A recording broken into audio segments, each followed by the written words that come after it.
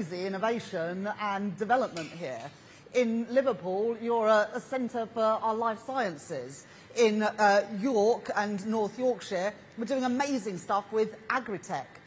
In the North East, we are leading in areas like clean energy. And in South Yorkshire, Oliver and the team are pioneering new investments in defence and in aerospace.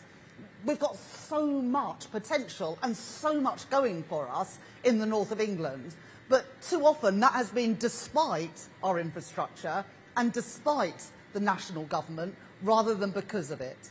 And I want this government, with me as Chancellor, to be a partner to the north of England and a partner to our brilliant mayors in the north of England to actually deliver on the potential that we have.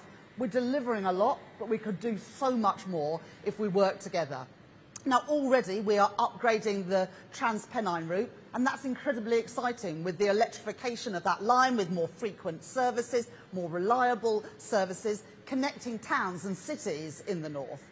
But this takes it a step further.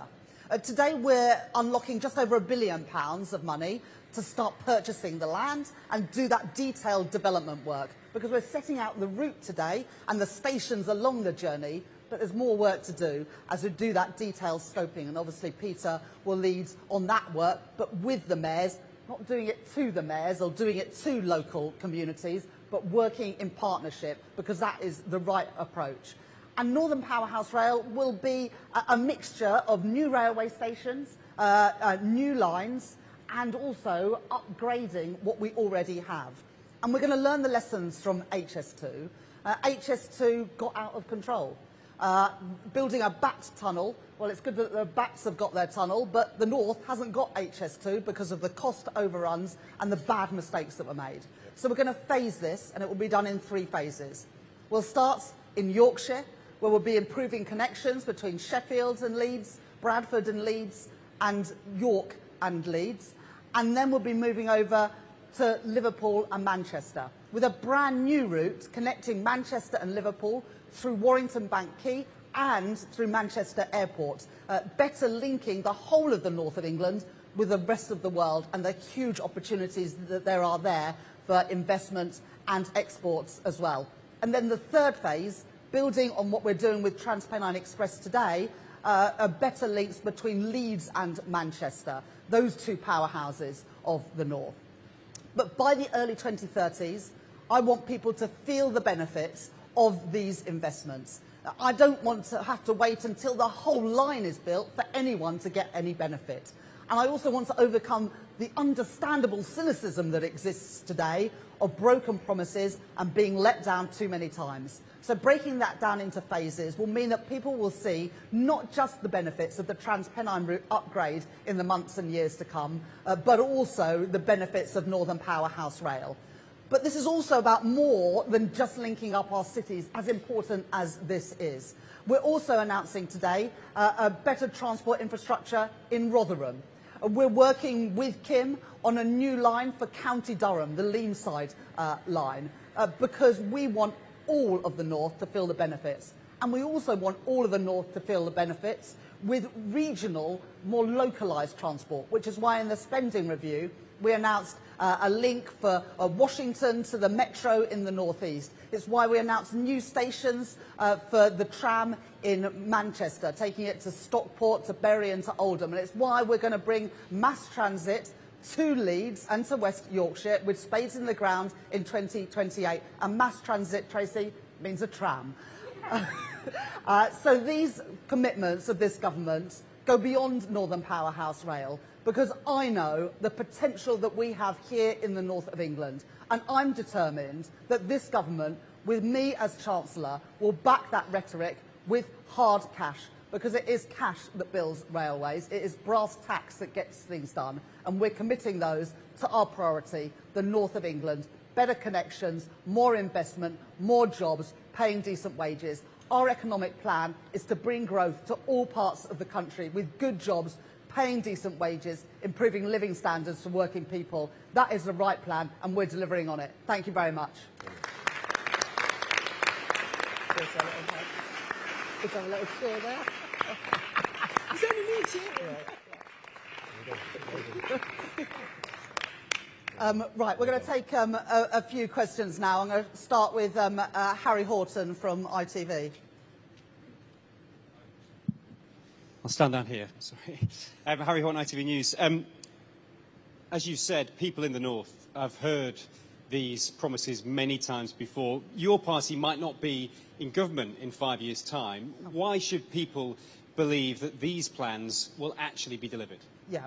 Well, look, I said at the beginning, and it's difficult to believe that I've been the MP for almost 16 years, but I have. And so I have been there for each of those broken promises over the last decade and a half. And so I do understand the cynicism. But we're unlocking money today. And in the spending review next year, we'll be unlocking the next lot of money to fund these investments. But people can already see the £11 billion we're putting into the Transpennine route upgrade and seeing the difference that that is making to their journey times and regeneration of towns between Manchester and Leeds. Now, look, I can't answer for other political parties. The Tories had their chance. They had 14 years and they didn't deliver any of this. And Reform are now saying that they will cancel Northern Powerhouse Rail just as we're putting the money into it. Now, I'm not going to write their leaflets for them, but if they're going to say on their leaflets that they're going to take £45 billion out of the north of England, that's up to them and they can sell that on the doorstep. But I'll tell you what will be in our next manifesto, and that will be committing in full to Northern Powerhouse Rail to link our towns and our cities, because that's the right thing. But in the end, it's up to voters to decide how they want. But with Labour, you get investment with the north of England. You see that today. You'll see that in our next manifesto as well. I'll take a question now from Rob from Sky. Thank you, Rob Powell, Sky News. Chancellor, I guess by their nature, these are long-term projects. But given your government keeps U-turning on short-term projects, how can anyone have any faith that you'll see through this big long-term plan? Well, I'm not going to apologise for making long-term plans. We've already signed off a third runway at Heathrow, a second runway at Gatwick, the Oxcam corridor. We are already investing in a Transpennine route upgrade. Electrification has already happened between Stalybridge and Manchester. It's happening between Huddersfield and Leeds. So these are not hollow promises. They're things that my first budget unlocked £120 billion of additional capital spending. Is why, as well, we're able to sign off Sizewell C and small modular reactors. We've got a plan for growth. It is the right plan. It is based on bringing investment into the UK. Yes, in this case, in terms of rail, but that rail is just the start of it. This is about attracting more investment, both domestic and global, to the north of England, with better housing, more good jobs, paying decent wages. And just on the sort of story today, which I must say I do think has been rather overwritten on digital ID.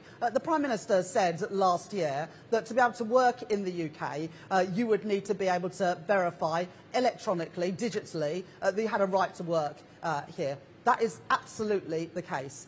The question is whether you can use an e-passport or an e-visa or a new digital ID. To be honest, I'm pretty agnostic about that. What I don't want is people who are illegal in this country working illegally in this country and undercutting workers that are already here. That is the commitment we made, and that is a commitment we are delivering on. Catherine from GB News. Thank you, Catherine Forster, GB News. You talk about £120 billion of capital investment, but you're actually only allocating £1.1 billion to this in this Parliament. A lot of this is going to take to the 2030s, 2040s. The Prime Minister says you're rolling up your sleeves, but isn't there actually a lack of ambition here? And also, if I may, 13 U-turns and counting. What do you say to people who are not sure that this government knows what it's doing? Well, first of all, in my first budget, first spending review, we unlocked £11 billion for the Transpennine route upgrade, something that the previous government promised on many occasions but never managed to deliver. Now, that is a service that many of us here use frequently, and now you can feel the difference when you leave Manchester and go to Stalybridge. It's electrified. It's not electrified between Stalybridge and Huddersfield, but we will electrify it. It then is electrified again between Huddersfield and Leeds. That's only possible because of the money that we have put in. So when people say, how can we believe that you're going to make this transport investment, I say, start to judge us on our record, because already we are delivering for the north of England with better transport infrastructure. And by breaking down Northern Powerhouse Rail into 3 phases, this is not something that will be in 20 years' time. This is something that we'll see in the early 2030s. But it's not the only investment. Whether it is mass transit in West Yorkshire, new tram stops and new metro stops in the northeast, or in Greater Manchester. Answer to Rob, you know, if you are going to get fixated on whether it is one particular form of digital ID to verify you can work, oh, that's fine. I care about the practicalities and what we're trying to achieve. And what we're trying to achieve is to stop illegal immigration into the UK. And at the moment, you don't have to verify electronically, digitally, that you have a right to work in this country. Ergo, we have a lot of people working illegally in this country. We're cracking down on that in a way the previous government didn't do, and we remain committed to that. We've got a plan to grow the economy. We were the 2nd fastest growing economy in the G7 last year, according to the IMF. We've had 6 cuts in interest rates. Inflation is on the way down. People are getting £150 off of their energy bills from April, as well as rail fares and prescription charges being frozen. We've got a plan. We're sticking to it, and we're delivering for working people. Claire from Channel 4 News. Hiya. Claire Fallon. I cover the North for Channel 4 News. Even better. You talked about learning the lessons from HS2, and it just occurred that isn't the lesson the North learned from HS2 that actually the money might run out, they might not get to you before it all gets cut? And with that in mind, with the sequencing that you've set out, with doing Yorkshire first and then doing Manchester to Liverpool, can that be perceived as kind of being a carrot-shaped incentive to keep Andy Burnham in line? We've worked on this plan with everybody, and what is happening right now is the electrification of the Manchester to Leeds line, the Transpennine route upgrade. We can deliver that quicker than we can build a new railway line, and it delivers tangible benefits for people in Manchester, in Rochdale, in Staley Bridge, and right across Greater Manchester. And it also delivers for people in West Yorkshire, because do you know what? I love the mayors, but the people I really want to deliver for are the people in those areas who rely on this public transport to get them to work and college and all the rest of it. But we've worked on these plans with the mayors. We've got all 6 of our Labour Northern mayors here today, and we're jointly committed to this project. I'll take a question. Is it Tom from the Mirror? Alex from the Mirror. Alex. You talked about how important this is for the North, but a lot of it isn't going to materialise until the 2030s and beyond. Are you worried that the time all this takes to build risks leaving a generation behind right now? Well, I wish we could have got started on this 14 years ago. Believe you me, Alex. I've been an MP for almost 16 years. A lot of those were wasted in opposition whilst, you know, frankly, the Labour Party had a fight with itself rather than trying to govern the country. We're in power now. We've only been in power for 18 months, but we're already delivering on our plan. We are upgrading the Transpennine route. We've got that money flowing into city regional transport. We're taking money off of people's energy bills. So mirror readers from April will be getting £150 off their bills. The rail fares on the railways that we do have will be frozen this year, the first time that's happened in 30 years.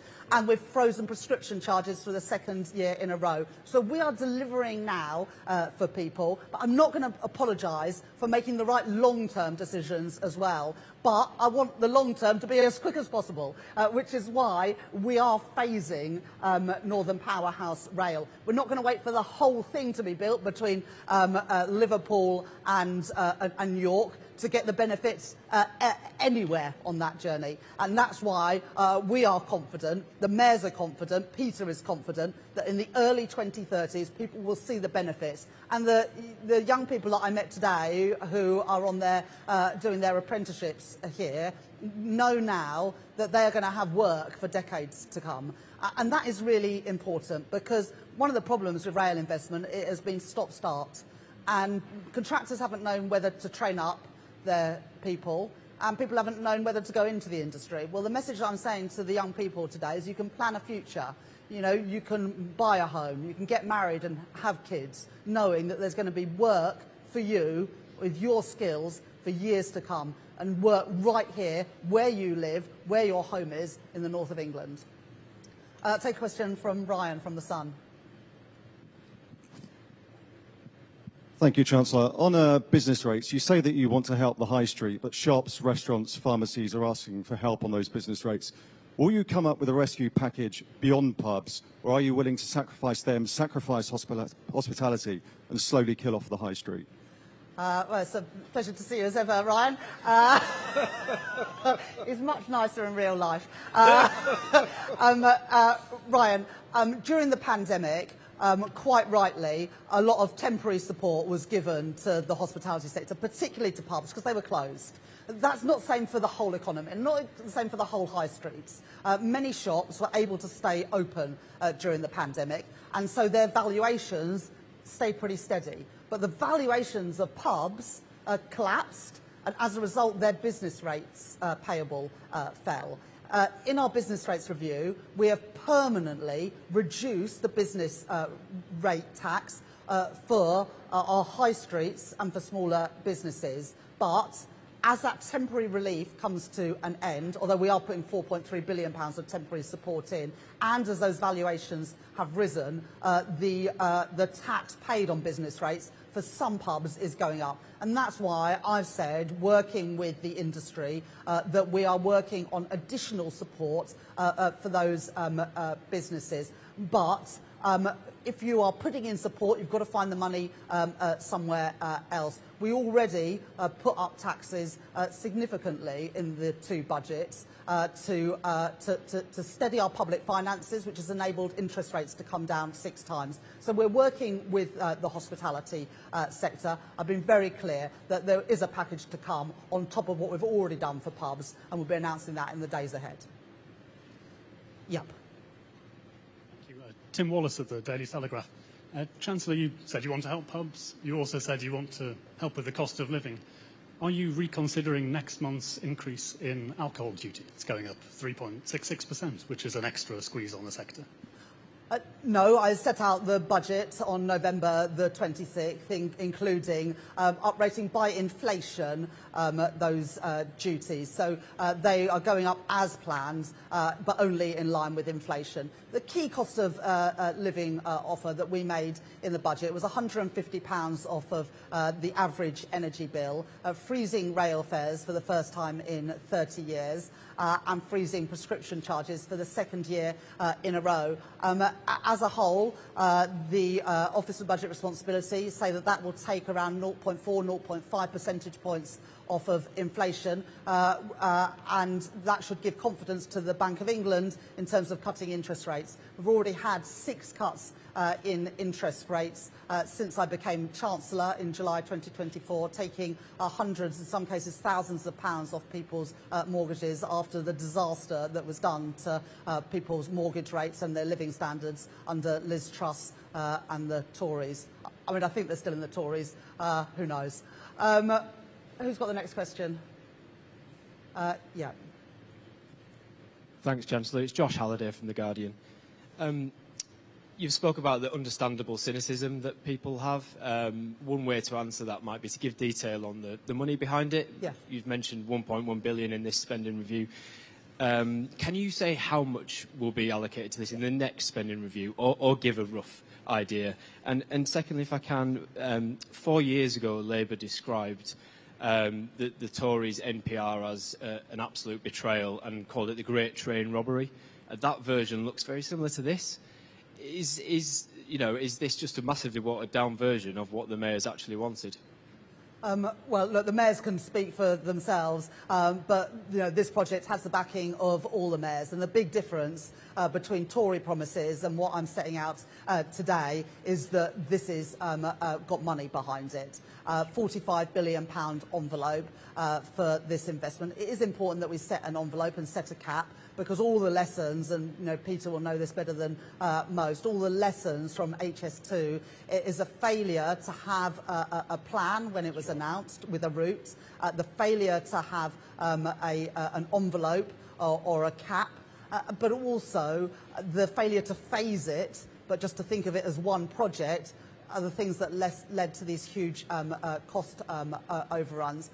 And also, it's not just the money we're announcing. The Planning and Infrastructure Act means it will be quicker and easier to get the planning permission and get this over the line. And this is not just about rail. This is also about new housing. I was with Andy and Steve in Stockport before the last general election, seeing the amazing investment into housing and business there, connecting Manchester city centre and Stockport, I think 8 minutes on the train, so using the transport infrastructure to connect people with jobs, with more affordable housing. I want to see that in more parts of the country, which is why we are fast-tracking housing development around stations, because the infrastructure is already there. So investment by the government and with mayors in transport to unlock tens of billions of pounds more of growth in our northern towns and cities.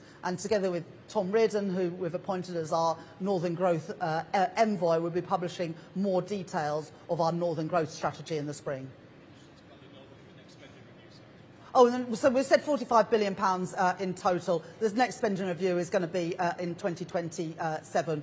We'll set out the details then. But as you know, because of my first budget, we do have £120 billion more over this Parliament, including the period of the next spending review, to invest compared with the plans that I've inherited. And of course, some of that money will go to this.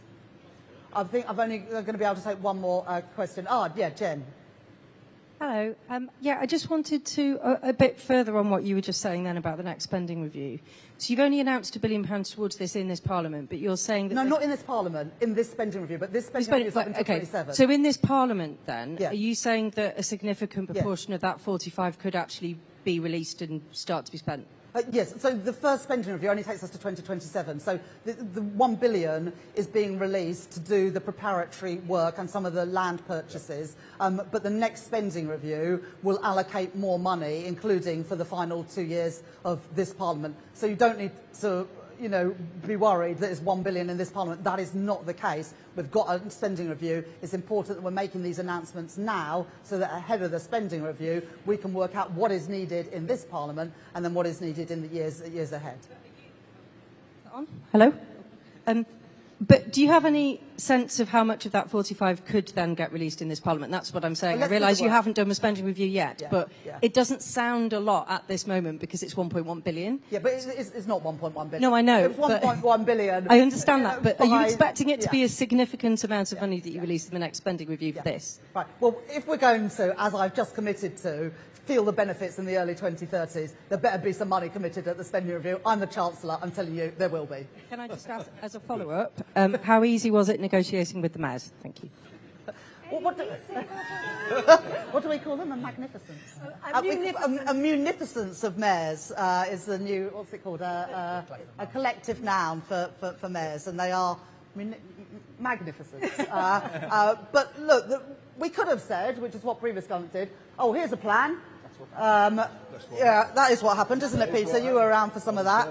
But that was not our approach. We've worked together on this, and that is the right approach because, look, I'm an MP up here. I've got a bit of idea about what people in Leeds want, but I'm not as connected as Tracy and Andy and Steve and Kim and Oliver and David are. Of course I'm not. That is why it's so important. And also beyond that, we've got all of our local council leaders here as well today who've been absolutely crucial in making this plan better. Central government does not have a monopoly on good ideas. Some of them come from elsewhere, and a lot of them have come from our brilliant mayors and our local leaders. And we're going to continue in that vein. This is a cross-government piece of work. We've got Steve and Peter here today. Heidi's been in the House this afternoon making that announcement. We're going to work together to make this happen because that is the best way that not just going to get the costs down, but get the value. And that is something that I think sometimes is forgotten, the difference between cost and value. Of course I want to keep costs down, but I want to get the value out of this, and that means choosing the right route and the right way of doing this. But they can all speak for themselves, and I'm sure they will. I think we've got your backing, haven't we? Yeah, absolutely. There you go, Jen. Thank you very much. I'm afraid that's all we've got time for, but I'm sure we'll discuss this on many other occasions. Thank you.